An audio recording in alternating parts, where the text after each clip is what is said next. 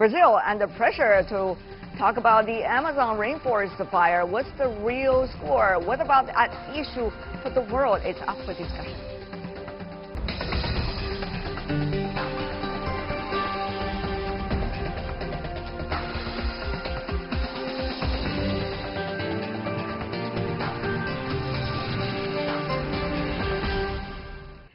Welcome back. You're still watching World Insight with me, Tian, with the program coming to you live from Beijing. Now let's turn to Brazil, where flames are sweeping across the Amazon rainforest. The fires, considered the worst in the past few years, has sparked international alarm. As smoke rises out of the Amazon, the Brazilian president also has signed a decree allowing the military to move in. Take a look.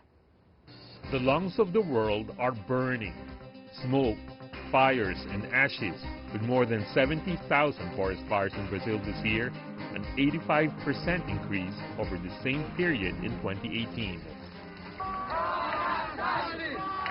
Environmental groups are blaming President Jair Bolsonaro's pro-agro-business policies, while Mr. Bolsonaro initially blamed non-governmental organizations for the fires, saying they wanted to discredit him.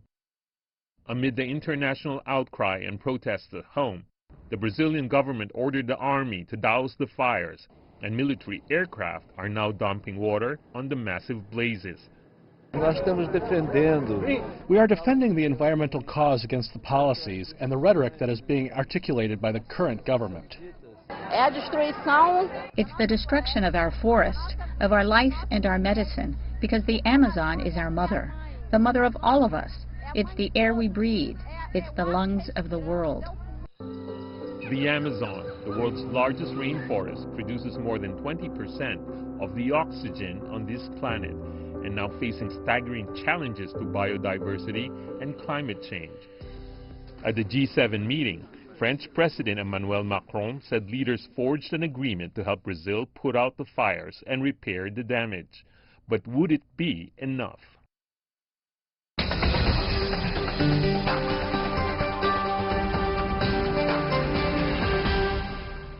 Amazon.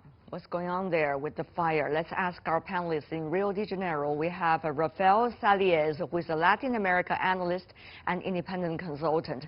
In Detroit, we invited Michael Dorsey, a member of the Club of Rome. He's also the co-founder and director at the Center for Environmental Health. Gentlemen, welcome to the program. Mr. Dorsey, exactly what's going on right there? The crisis is a serious one in Brazil right now. Again, as you said in the opening piece, we've seen an 80% increase in fires over the past year. We've got more than 70,000 fires raging that have been set just this year alone.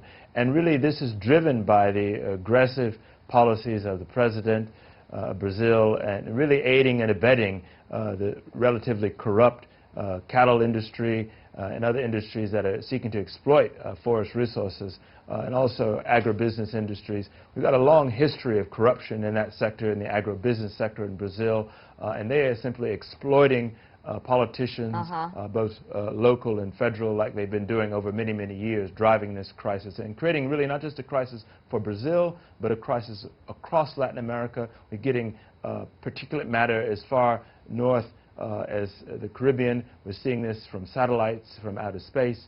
We're seeing this really affecting the entire region, and subsequently with implications for the entire planet, given the role that the Amazonian rainforests play in sequestering carbon, and they also subsequently drive climate change.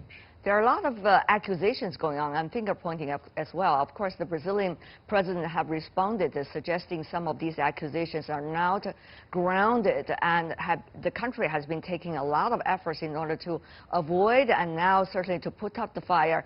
But if you look at what's going on there in the Amazon, 9 countries share the Amazon rainforest, which covers an area of more than 2 million square miles. Take a look. Brazil has the lion's share of the 64% coverage, and the Amazon spreads across 8 other neighboring nations. Peru with 10% coverage and 6% in Colombia, Bolivia, Venezuela, and 3 to 1% in Ecuador, Suriname, Guyana, and French Guyana. So there's a lot of things going on there and shared responsibilities by many countries. Now, let me go to you as well, Mr. Saliers. Of course, Brazil has the lion's share, but at the same time, Brazil is an emerging economy. It is very hard to put all the burdens on one country's shoulder, isn't it? From the Brazilians' perspective, I read. You are right that we're only one of 10 nations that share a stake in the Amazon directly. However, we are the richest one, we are the largest one, we're the one that's more capable. We are the one that has the better infrastructure and government structure to combat the myriad of problems that the region deals with, be it illegal mining, logging, cattle ranching, expansion, deforestation, and these types of issues. So, and while President Bolsonaro isn't wrong in saying that Brazil has taken many steps to combat these issues in the past, well, his government has taken steps on the opposite path. Deconstruction the bureaucracy, deconstructing regulatory agencies, letting people out of fines. So there's been a number of steps that his government has taken in the past 8 months that has gone opposite to the direction that the Brazilian government has taken in the past 18 to 30 years. I see. So that's something to keep in mind when we start looking forward. And it's why the fires this year took everyone by surprise. Mr. Saliers, now, do you know there is any solutions different parties have been talking about to put off the fire? I mean, the political debate, of course, could be one part of the debates if you look at the whole picture. But that's not going to solve the problem immediately. So the issue is how to put off the fire now. What can be done? Initially, right now, it's manpower and resources. And it's one of the reasons why the Bolsonaro government has brought the Brazilian military into the firefighting moment right now. Once that is solved, though, the long-term issue continues. I mean, in terms of deregulatory issues. Yeah, you mentioned about that, but let me just push a little bit about the solution for now, sir, if I can, because people are watching these fires. And political debates at this point is not going to work to put off the fire. So let's ask also about the question about the G7 decision.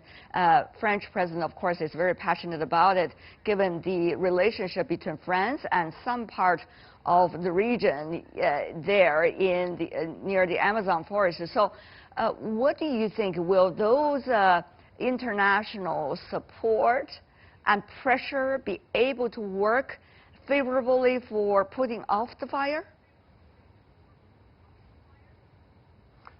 In a way, it already has. One of the reasons why the Bolsonaro government mobilized over the weekend to put out these fires is because of international pressure. Money coming in to buy equipment and help fund firefighting attempts is also going to help on the short term. But it's important to keep in mind that even money that's being promised by the G7 right now is being promised with conditions that the Bolsonaro government itself is hard-pressed to accept because of its own ideological predispositions. So that's something to keep in mind throughout this period when we're talking about short-term efforts. Beyond that, as I said beforehand, it's just a question of mobilizing the Brazilian military, which is the more capable, the more resourceful agency that the government has at this moment to tackle widespread fires throughout the region. Mr. Dorsey, an issue I'm confused as someone far away from the region is the fact that there have been so many different opinions about whether Amazon forest is important at all for the climate change issue of the world and for the biodiversity of the world. We see that different coverage in the press a lot, and different environmentalists, of course, talk to their advantage of the agenda. So how do we see the significance of Amazon forest, first of all? Well, Tien, there's really no confusion. You know, I spent my years doing and completing my doctoral research in the Ecuadorian part of the Amazon forest. And the scientific consensus is absolutely clear. these forests are critical for the representing and being the lungs of the world, as it were, sequestering carbon, but also containing the supermajority of the planet's biodiversity. There's no scientific debate or equivocation on that point. So these forests are absolutely critical. I think in the short term, we've got to see that emergency response that your other guest is talking about. But in the medium term, we cannot underestimate the political conversation that we must have, and that's going on. And I think scientists are really clear about this, as well as environmentalists. We need to push back the rollback that the current president of Brazil has initiated, that your host so wonderfully articulated for us. But in the longer term, we have to have a bigger global political and economic conversation. The fact is that these corrupt ranchers and agribusiness interests, they actually generate huge amounts of revenue, and that revenue really drives this problem. We're looking at a $50 billion industry just in cattle and meat consumption. You cannot just dismiss the fact that, Mr. Dorsey, if I could, about the very mixed messages in the press reporting and advocated by so-called different environmentalists and scientists about significant or not the rainforest is in Amazon. This is what I'm saying, Mr. Salias, that even the significance of the Amazon forest cannot be agreed upon by the international community. That really make everybody confused as to whether the international community can do anything with a common ground. Whether the climate change issue that we have been talking about for such a long time is still really the common goal that people are look up to. Mr. Salias, we have to face the reality, not to shy away from that either. I mean, even if we forget about discussion about the Amazon's importance in worldwide climate, its importance in regional climate, and especially in rainfall throughout South America, is paramount. It's responsible for a lot of the humidity that transverses down south. It's responsible for flowing into rivers that flow into the energy matrix of Brazil, for example. And once you start deforestation, at some point the scales will tip in the Amazon, where the forest starts to die and become a savanna, and that humidity is no longer available for the rest of Brazil or the rest of South America to use inside its most available energy matrix at the moment, which is hydroelectric dams. So, I mean, even if you take away the richness of biodiversity in the forest and all the potential that has in terms of technology, medicine, right, and just the prima facie value of life that exists in the forest, there's still economic interest in maintaining the forest that the government tends to shy away from and tends to shy away from facing when it starts dealing with its approach to developing in the region. Tends to be a more 1970s approach of slash and burn agriculture and industry. I see. And mining. We are running out of our time in this discussion. We hope the lung of the world, the lung of the earth, as they say about the Amazon forest, will be safe. Thank you so much for both of you. Rafael Salias and Michael Dorsey. Really appreciate it. Thank you, gentlemen.